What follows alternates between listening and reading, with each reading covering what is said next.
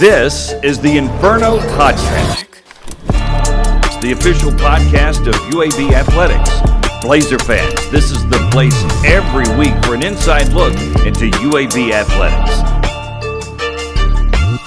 This episode is brought to you by Pearl River Resort. Today's episode rundown is going to be brought to you by Legacy Credit Union, the official credit union of UAB Athletics. We're finally kicking things off with spring football. Today, joining me for our Coach's Corner is going to be cornerbacks coach Lionel Stokes. For our Blazers of the Week, I'm going to have quarterback Ryder Burton and transfer linebacker Ike Esonwune. Don't go too far, Blazers, because cornerbacks coach is going to be joining us in a second.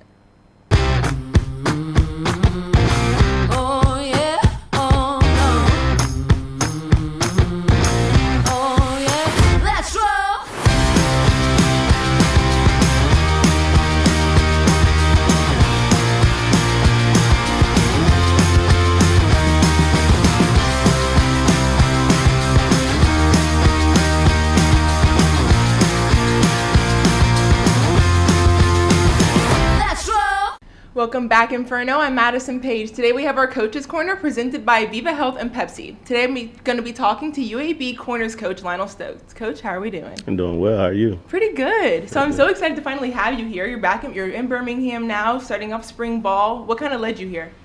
I guess the first big thing is, so I'm originally from Mississippi. So again, previous spot that I was at was Michigan, and obviously UAB was an opportunity for me to get back down south, get back to some warm weather, and a little closer to family as well. Yeah, we're kicking off that warm weather now. We're finally in it. I noticed there's a lot of pollen outside. I'm allergic to it, but how do you like being in Birmingham so far and just kind of the vibes and the people in the South? So obviously being from Mississippi, I kind of rode through Birmingham a lot. Really never really spent a lot of extended time here, but just from my short period of time, about 2 weeks, city's very nice, nice vibe to it. A lot bigger than what I kind of thought, like I said, from driving through it, but so far so good. Yeah, I love that. What kind of brought you here as far as coaching style goes, and what made you hone in on that decision of this is Birmingham, this is going to be my home for a minute? I would say just the style of defense that Coach Grantham plays and just his background of kind of how he plays defense. And, it's a great defense to kind of get in and learn the scheme, and it'll definitely help you in your career moving forward. So that definitely was a big factor in making my decision to come here. Is there any way you would compare that defense to something else that you either ran when you were in college or some sort of coaching style that you're kind of familiar with? Yes. So I definitely would say it's a lot complex, NFL type style. So our coordinator at my last spot, Michigan, was like an NFL background guy, and Coach Grantham kind of has some of those same principles on defense. A lot of things that he can get to as far as what the offense is doing and different ways to adjust to different things that offense are trying to attack on defense. So definitely multiple on defense, I would say so. I feel like coaching style now is really honing into that NFL type of style coaching. How has the game changed for you since when you played versus now? It's a lot different. So when I played, it was a lot more slower, not as much tempo. A lot of guys coming out of the huddle. So now it's run and shoot all day. Bunch of spread offenses, bunch of tempo, a lot more getting your athletes out in space as opposed to huddle and 12 personnels and a lot of tight ends on the field. So it's changed in that aspect. Yeah, I want to talk a little bit about your coaching style and what it's like to be coached by you. Who kind of did you look up to when you were looking at coaching and going further into your career? So when I started out as a graduate assistant, two guys that I worked under, they're retired now, so they're older guys, Melvin Smith and Charlie Cheese Harbison. Those guys kind of helped and mold me into the coach I am today.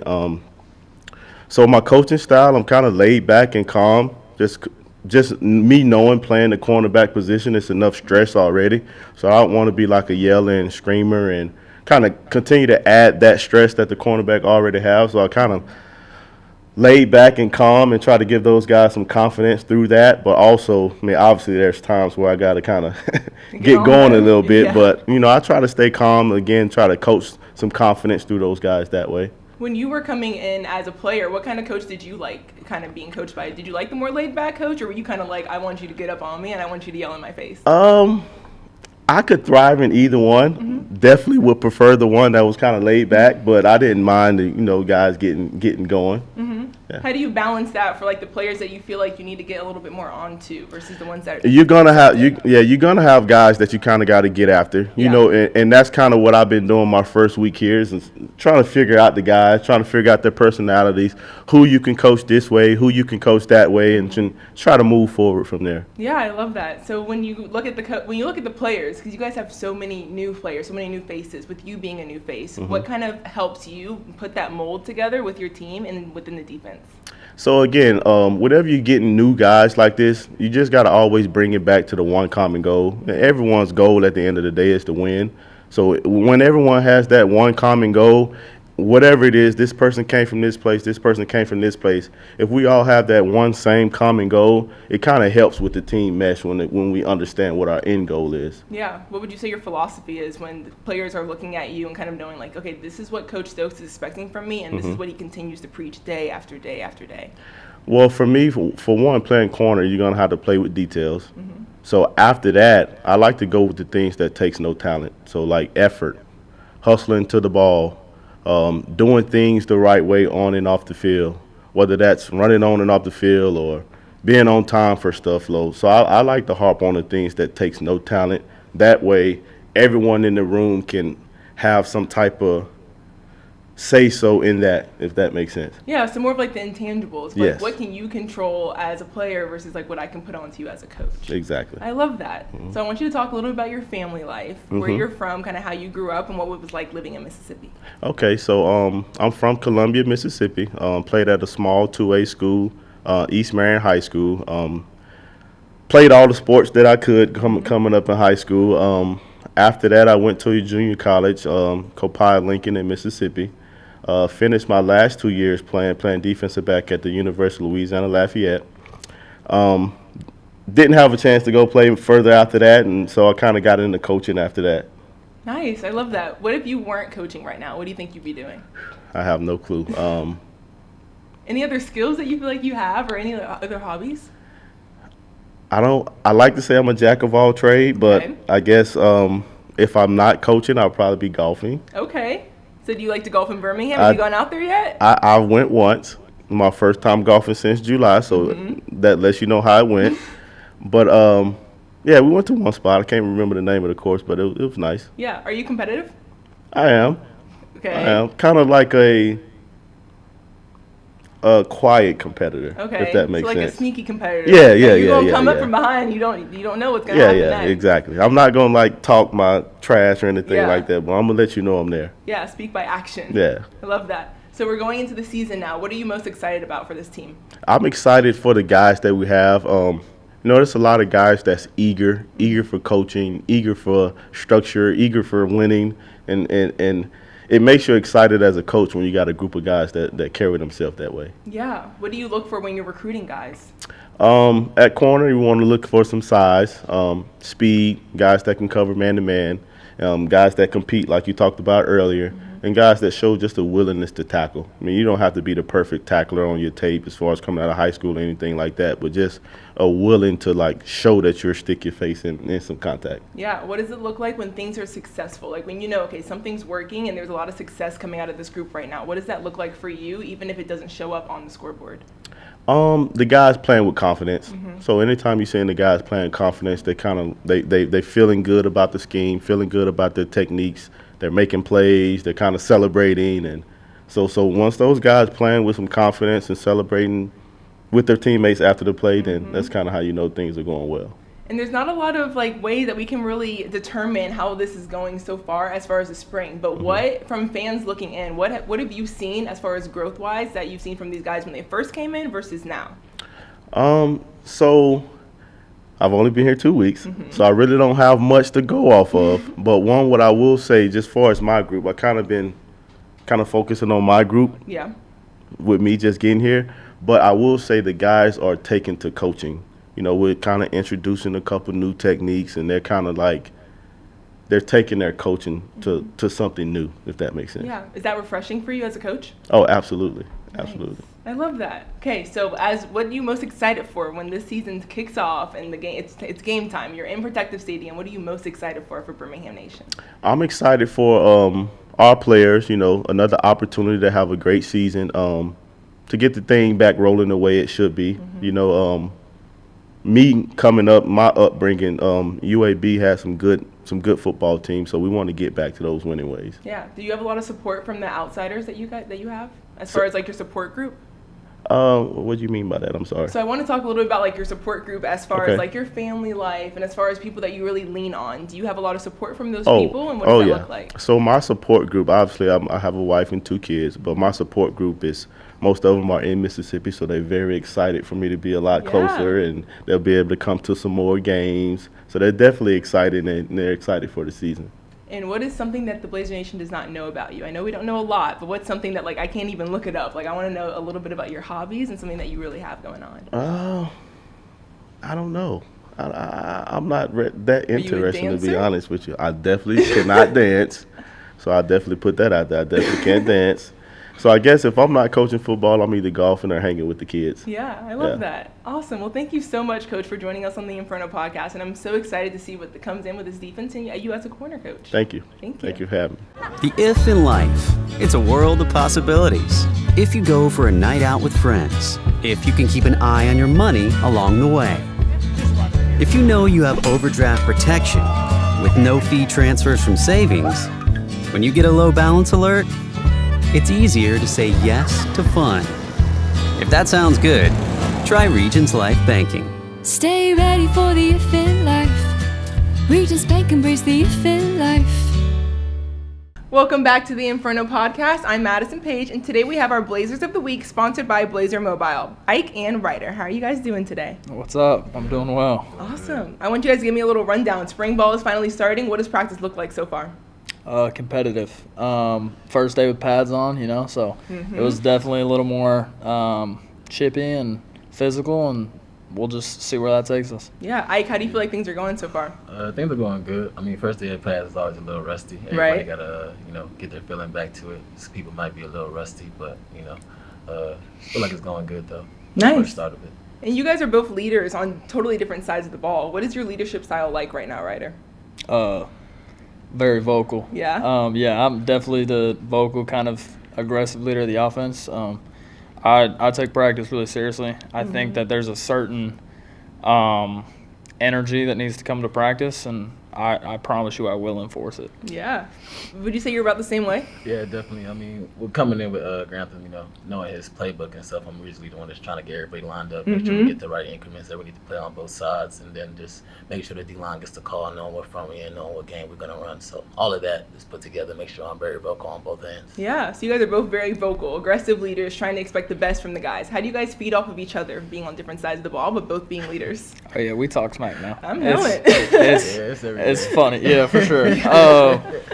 It was actually funny. First day I came out, he's wearing 3, and I didn't put 2 and 2 together. So I start looking at face masks. I'm like, oh, all right, let's work then. So, definitely. We feed off each other. I mean, I know that 3 over there is the head honcho, and it's up to me to go beat him. So. Yeah. How's it feel for you, Ike? Definitely competitive. I mean, I feel like from the get-go, from already, before we was even started spring ball, I mean, the 7-on-7 and stuff that we was doing outside, it was already talking smack, Yeah. I was already trying to get in his head. So from the get-go, we already knew what was going to happen when we got the spring ball. And both of you guys from the beginning, you guys are really attached to your coaches right now. I know you attached with Alex Mortensen and having Grantham. What kind of went into your decision of making the decision, come to UAB and continue playing here? I said it after we played Memphis. If Mort was here, I was going to be here. I just think he's an incredibly honest person, somebody that's schematically fits me perfectly.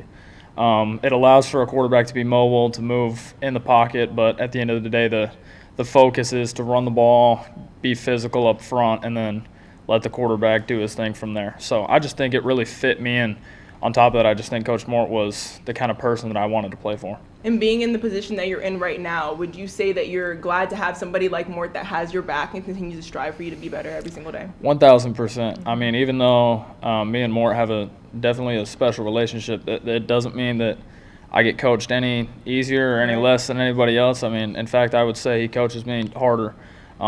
He expects a lot, and deservedly so, with the amount of time he's spent with me. And, I hope that just continues, because the man's knowledge of the game is otherworldly. It's crazy. It runs deep. It really does. It really does. I mean, I'm in year 4, and there's still times where I'm like, One more time, Coach. Right. Like, can we walk through that again?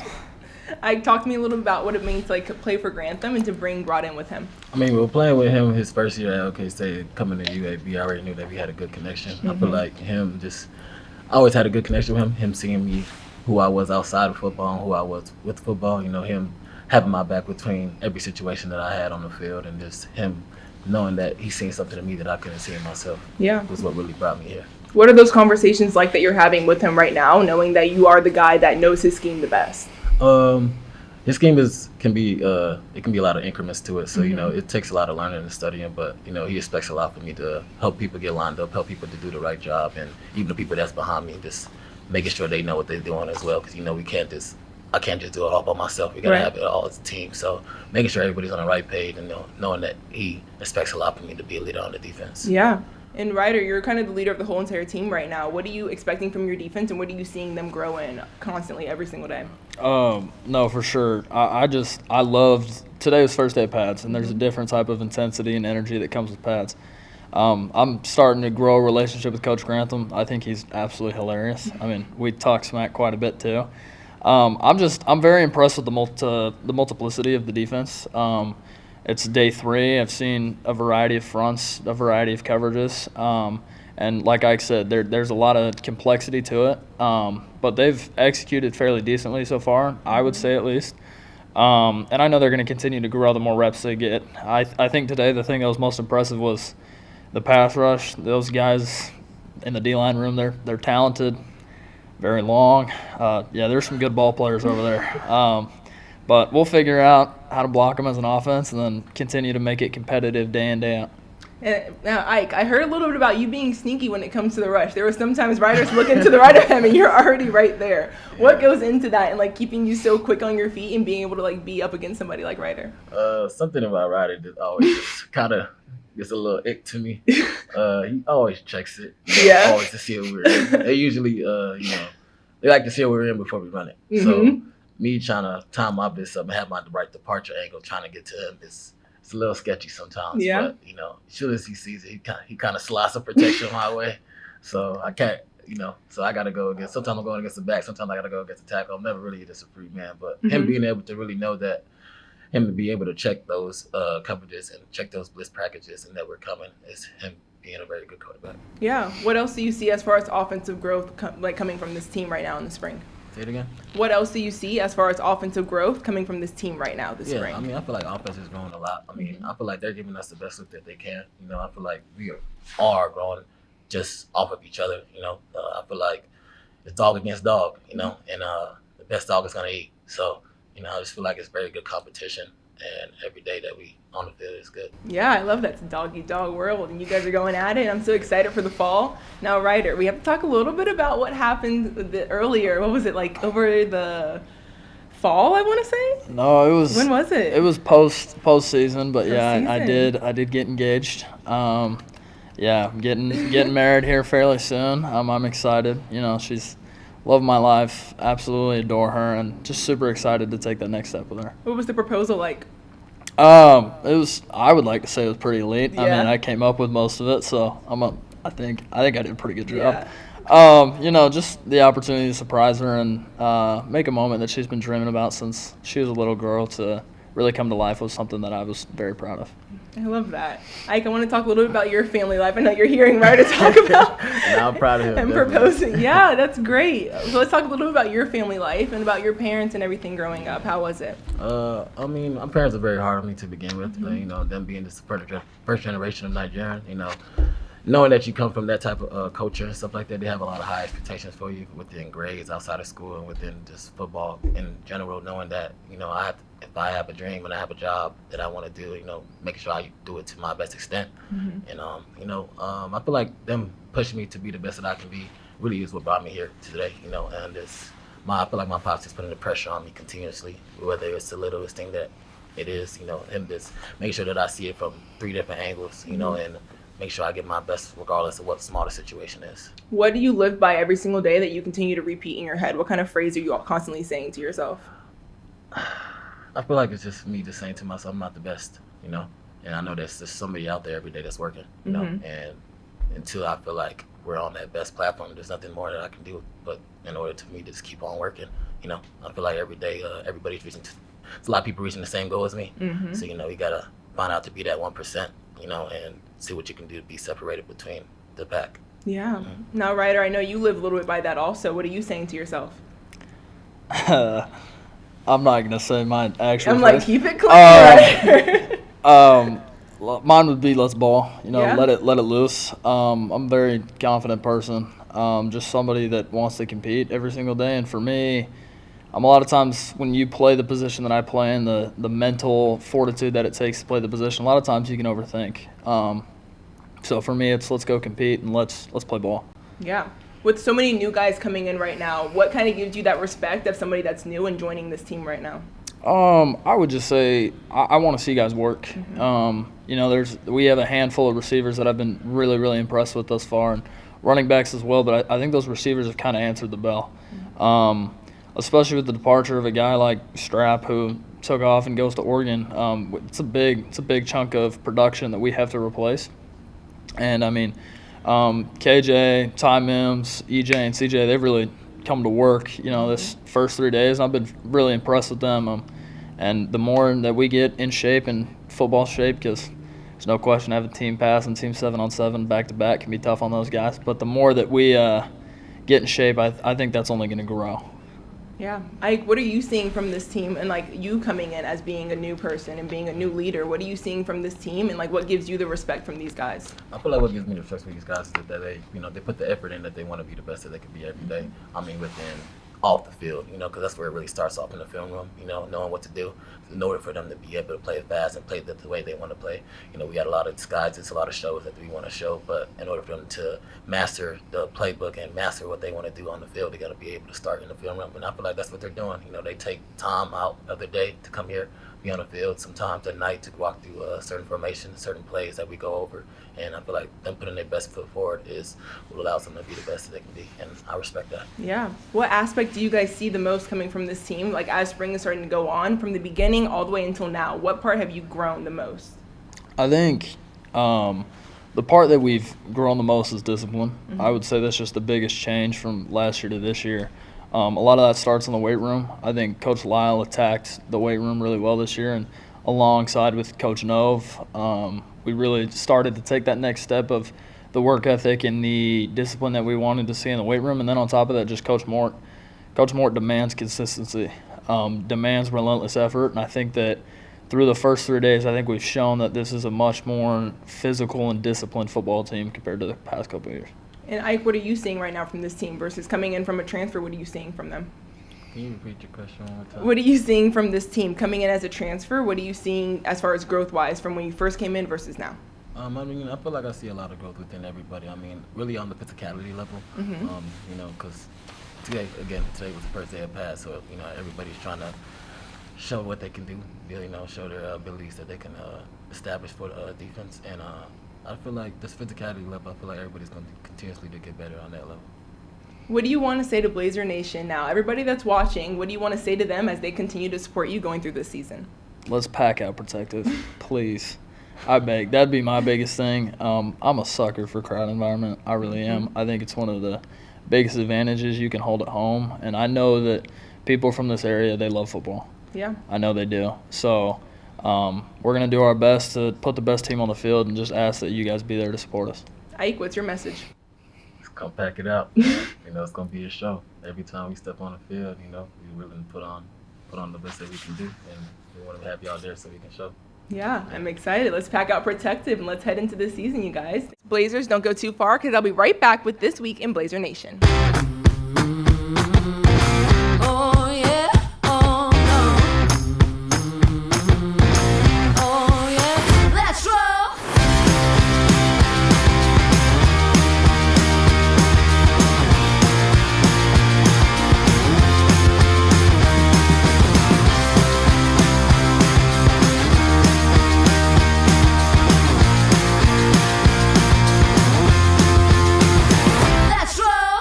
Welcome back to This Week in Blazer Athletics, presented by Children's of Alabama. Starting us off on Friday, men's tennis is going to be traveling to Macon to take on Mercer, with beach volleyball going to Tampa. They'll be kicking things off with Stephen F. Austin as women's track hosts the UAB Spring Invite all weekend. Beach volleyball then plays Sacramento State, with softball beginning their series all weekend playing Eastern Carolina, and baseball is going to be back at home to play Tulane. On Saturday, women's beach volleyball plays UTEP, with women's tennis at the Hoover Met to play Western Kentucky. Men's soccer closes things out playing Belmont University in Nashville. On Sunday, softball continues their series playing Eastern Carolina, and baseball wraps things up versus Tulane. On Monday, men's golf is going to be in Mobile, Alabama for the Mobile Bay Intercollegiate. Women's golf is going to be in Monroe for the ULM Invitational. Also, we're going to have North Alabama taking on baseball here in Birmingham, with softball taking on Samford. All right, Blazers, that's all I have for you for This Week in Blazer Athletics. Thank you so much for watching the Inferno podcast, and make sure you stay tuned with all of us on Instagram, TikTok, and on YouTube. Ring that bell so that you don't miss an episode.